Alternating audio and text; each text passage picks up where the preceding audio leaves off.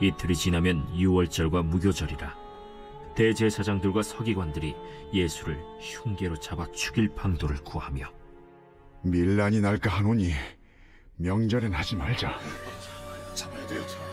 예수께서 베다니 나병 환자 시몬의 집에서 식사하실 때 한 여자가 매우 값진 향유 곧 순전한 나드 한 옥합을 가지고 와서 그 옥합을 깨뜨려 예수의 머리에 부으니 어떤 사람들이 화를 내어 서로 말하되, 어찌하여 이 향유를 허비하는가?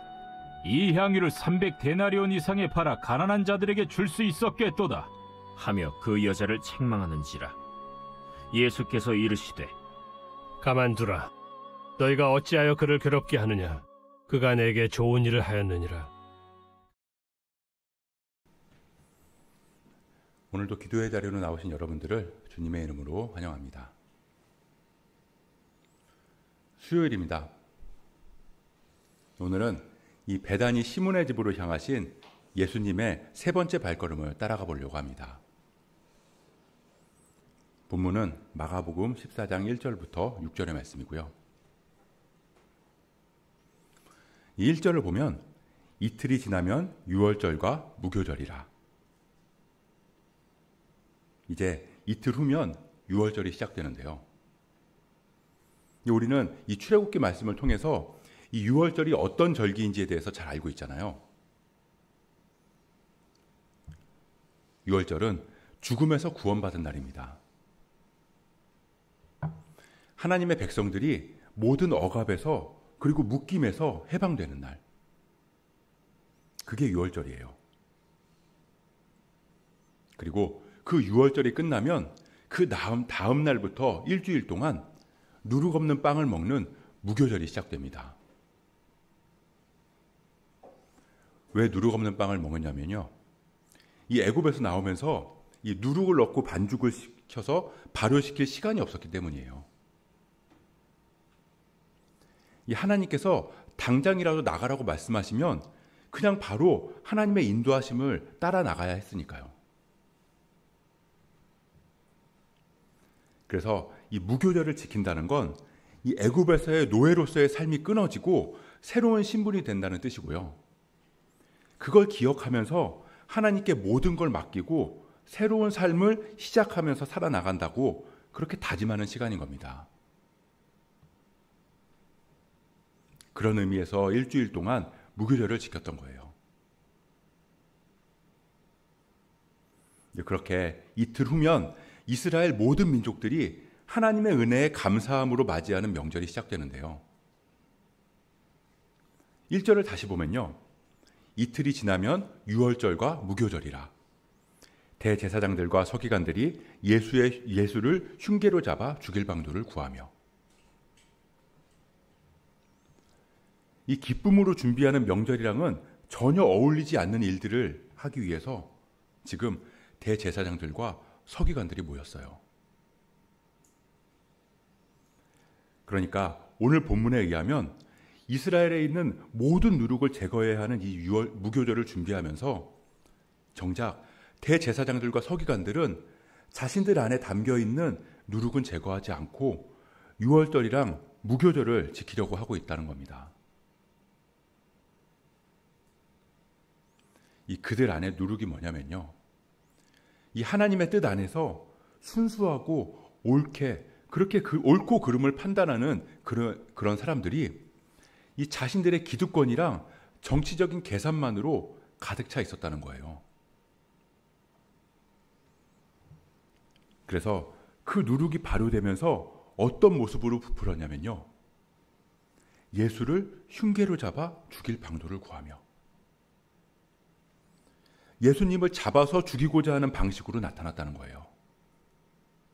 그것도 흉계를 끄면서 말이죠. 이 흉계는요, 말 그대로 흉악한 계략이에요. 간사한 꾀로 속여서 원하는 걸 얻어내는 걸 말합니다. 근데 2절을 보면요. 이르되 밀란이 날까 하노니 명절에는 하지 말자 하더라. 자기들도 아는 거예요. 이 예수를 잡아서 죽이게 되면 분명히 백성들이 들고 일어날 거라는 걸 말이죠.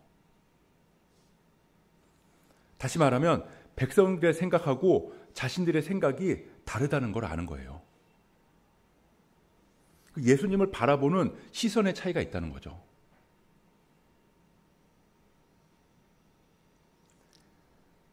이 대제사장들과 서기관들은 하나님의 뜻을 가장 중요하게 여기는 사람들입니다. 그래서 이 사람들이 하는 일이 뭐냐면요. 이 백성들이 하나님의 뜻을 잘 지킬 수 있도록 돕는 거예요. 그러니까 율법을 잘 지키도록 율법에 대한 조문을 만들고요. 그 율법을 판단하고 해석해서 백성들의 삶에 적용시키는 역할을 하는 거죠. 이 얼마나 하나님의 뜻에 민감했냐면요. 이 안식일을 지키라는 말씀을 놓고 안식일에 아기를 낳는 건 하나님의 뜻을 어기는 게 아니고 안식일에 돌을 드는 건 하나님의 뜻을 어기는 거다. 뭐 이렇게 일일이 조문을 다 만들었다는 거예요. 근데 안식일에 아기를 안 낳는데 그 아기가 자기도 모르게 돌을 잡고 있었다면 이 사람은 안식일에 아기를 낳는 건가? 돌을 잡은 건가? 그래서 안식일을 어긴 거냐? 안식일을 어기지 않은 거냐? 뭐 이런 걸 놓고도 수많은 논쟁을 벌였다는 겁니다. 실제 기록에 있대요. 그러니까 지금 이 대제사장들과 서기관들은 예수를 잡는 게 하나님의 뜻이 아니라는 걸 알고 있다는 거예요. 이게 정말 하나님의 뜻이라면 아무리 백성들이 들고 일어난다 하더라도 당장 잡아야죠. 오히려 사람들이 모이고 민심이 집중되는 그런 명절을 앞두고 있으니까 하나님의 정의가 이루어지는 걸 보여줄 수 있잖아요. 그러면 더 하나님께 영광이 될 테니까요. 하지만 대제사장들과 서기관들은 이게 아니라는 걸 알았어요. 그런데도 이 마음의 누룩을 제거하지 않은 거죠. 예수를 잡아서 죽일 흉계를 꾸미고 있다는 겁니다.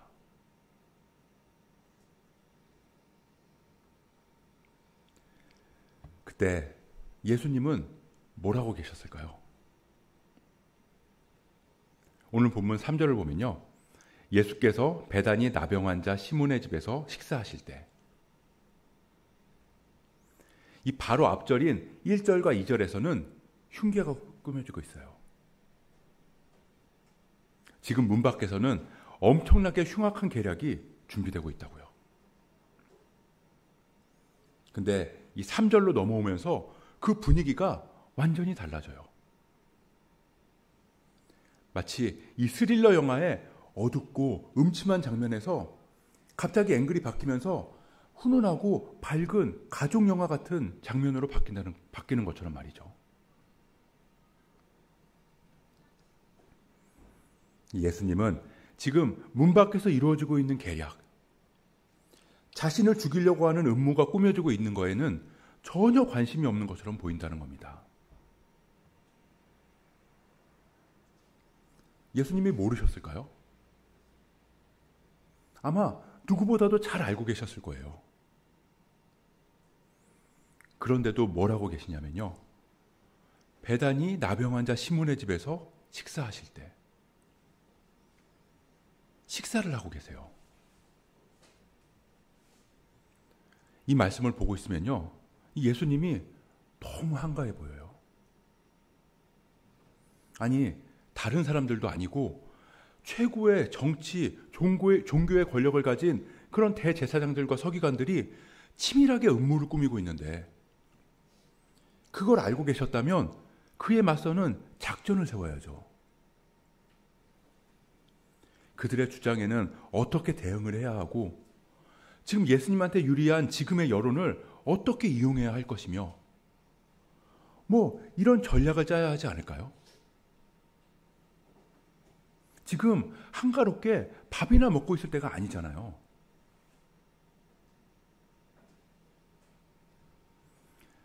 이 베다니 나병 환자 시몬의 집. 이 나병 환자가 마을 안에 집에 있는 걸로 봐서 지금은 나병 환자가 아닐 거예요.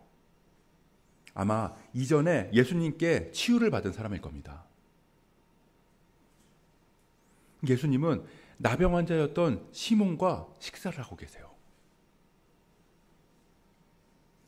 유대의 관습에서 식사를 한다는 건 한 공동체라는 의미거든요. 그러니까 넓게 보면 너랑 나는 한 가족이다, 이런 의미예요.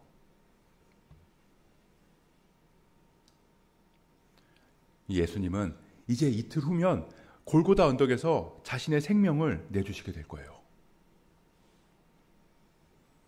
그런데 그 길로 걸어가시는 중에 나병 환자였던 시몬의 집에서 함께 식사를 하신다는 건 시몬이 예수님의 치유하심으로 다시 회복돼서 주님과 하나가 된 것처럼 이 자신의 몸을 깨트려서 죽을 수밖에 없는 모든 영혼들을 회복시킬 거라는, 그래서 모든 사람에게 진정한 하나됨, 진정한 가족, 하나님의 자녀가 되게 하실 것을 보여주시는 거예요.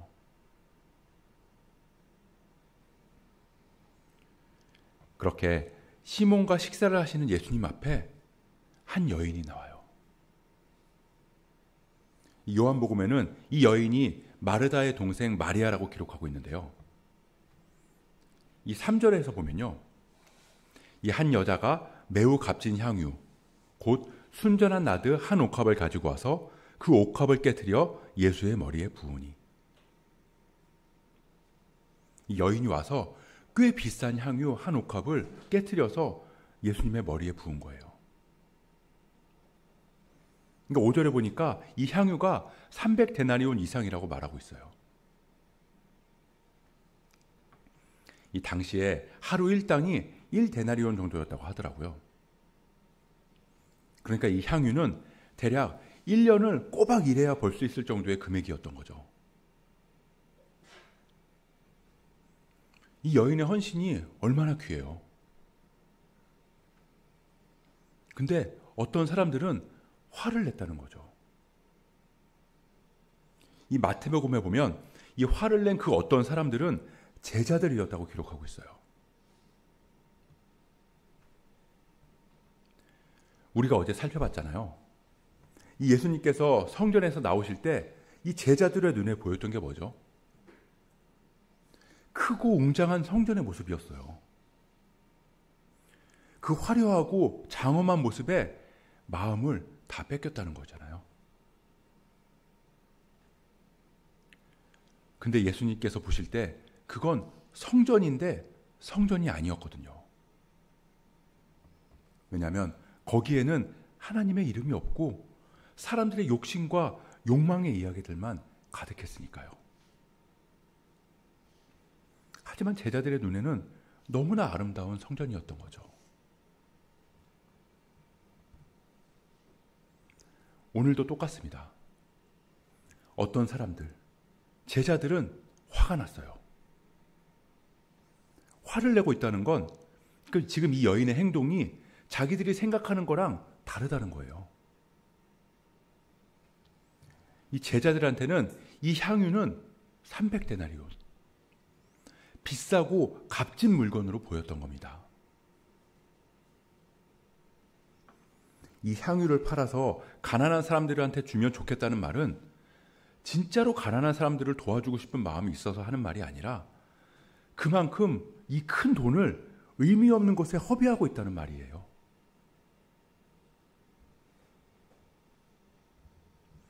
이 제자들이 성전의 크고 화려한 대리석을 볼 때 너희가 이 큰 건물들을 보느냐라고 말씀하신 것처럼 제자들이 향유의 값비싼 그 값어치를 볼 때 너희가 이 향유의 가격을 보느냐라고 말씀하시는 거죠. 예수님은 말씀하세요. 돌 하나도 돌 위에 남지 않고 다 무너지리라. 크고 화려한 성전도, 그리고 예수님의 몸도. 그렇게 완전히 깨져서 무너질 때 비로소 진짜 성전이 우리 안에 세워지게 될 거란 걸 주님은 말씀하시고 계시는 거예요.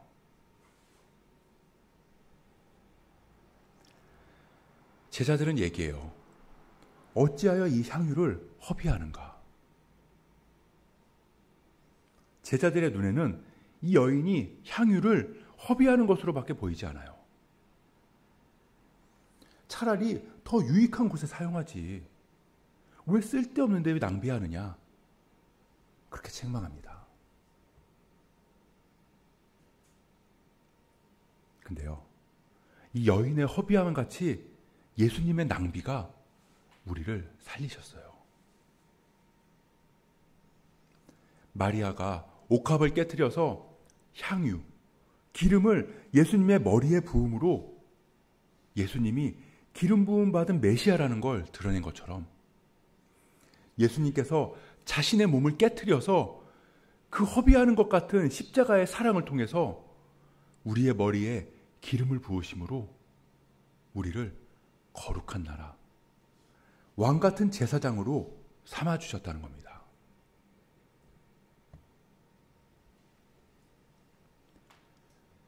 세상 밖에서는 흉계가 꾸며지고 있어요. 하지만 예수님은 너무나 엉성하게 시몬의 집에서 식사를 하고 계세요. 낭비인가요? 우리가 이 예배당 밖을 나가면요, 사람들은 말할 거예요. 그 시간에 공부를 하면 얼마나 성적이 오르고, 그 시간에 일을 하면 얼마나 매출이 나오고, 내가 원하는 일을 하거나 더 의미 있고 좋은 일에 쓸 수도 있는데 왜 헌금을 하고 왜 헌신을 하면서 그렇게 돈이랑 시간을 낭비하느냐고. 치열한 세상 속에서 악착같이 살아도 될까 말까 한 판에 넌 왜 그렇게 엉성하게 살아가느냐고.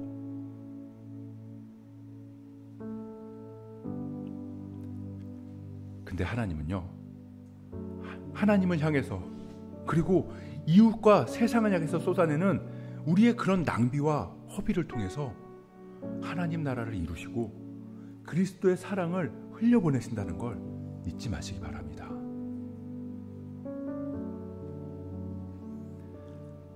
바라기는요, 우리가 하나님의 그 낭비하는 사랑을 온전히 누렸으면 좋겠어요. 그래서 그 사랑에 흠뻑 빠진 우리도 사랑을 허비하면서 그렇게 하나님을 향해 그리고 세상을 향해 사랑을 흘려보내는 사랑의 통로, 축복의 통로가 되시길 주님의 이름으로 간절히 축복합니다.